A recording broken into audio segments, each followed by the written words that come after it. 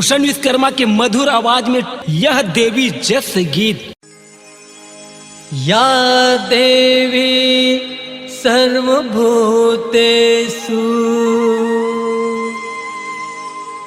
शक्तिरूपेण संश्रिता नमः तस्यै नमः तस्यै नमः तस्यै नमो नमः।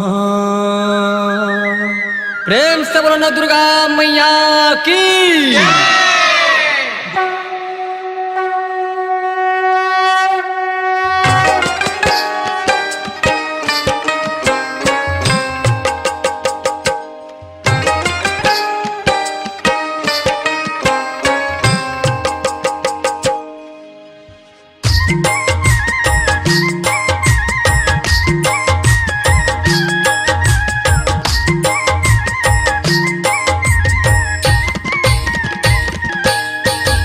आरती उतारो माँ, आरती उतारो माँ, आरती उतारो माँ, आरती उतारो माँ। नौ दुर्गा दाई तोर, नौ दुर्गा दाई तोर, आरती उतारो माँ, आरती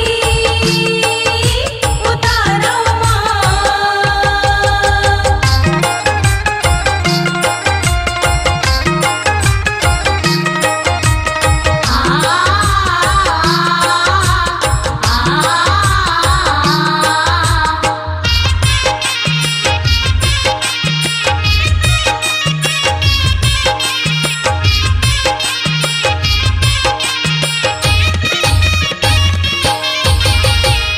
सोने के थारी माँ आरती सजाए हो, आरती सजाए हो दाई, आरती सजाए हो।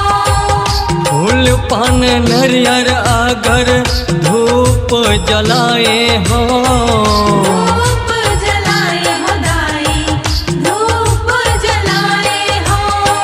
सुमरे सुमर के मैया तोला मैं मनाओ ना, सुमरे सुमर के दाई तोला मैं मनाओ ना। आरती उतारो माँ, आरती उतारो माँ।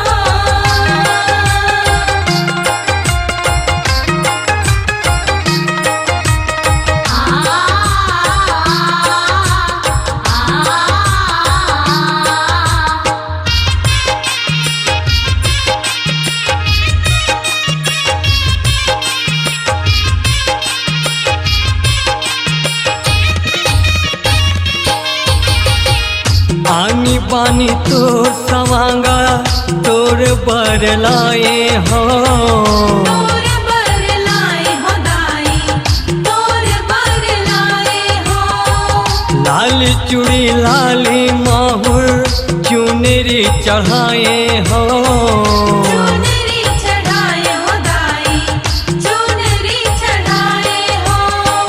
सोलह हो सिंगार दाई तोला मैं सजावो ना, सोलह हो सिंगार दाई तोला मैं सजावो ना। आरती उतारो माँ,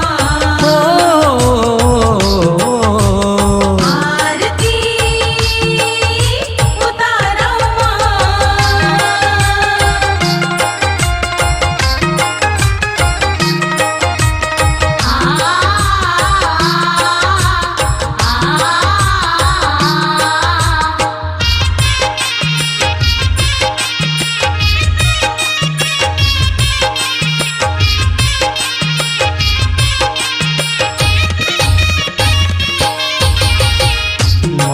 माता भवानी हा आसन में बैठे, आसन में बैठे दाई, आसन में बैठे। भगत करे तोर पूजा मुच मुच हासे, मुझ मुझ हासे दाई, मुझ मुझ हासे।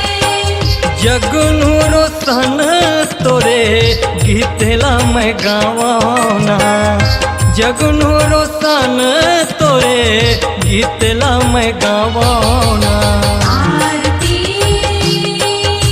उतारो माँ, आरती उतारो माँ।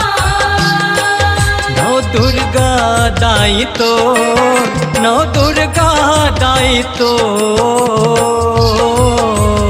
आरती उतारो माँ, आरती उतारो माँ, आरती उतारो माँ, आरती उतारो माँ। अपनी आवाज को दीजिए एक नया मुकाम। डिजिटल रिकॉर्डिंग की दुनिया का जाना पहचाना नाम स्वरांजलि, जहां गूंजती हैं ध्वनियां अपनी माटी की सौंधी सुगंध के साथ। छत्तीसगढ़ी संगीत के विविध रंग जो पहुंचाते हैं पूरे प्रदेश में डिजिटल रिकॉर्डिंग के संग। स्वरांजलि स्टूडियो, नेमीचंद गली नंबर 2, गंजपारा, रायपुर।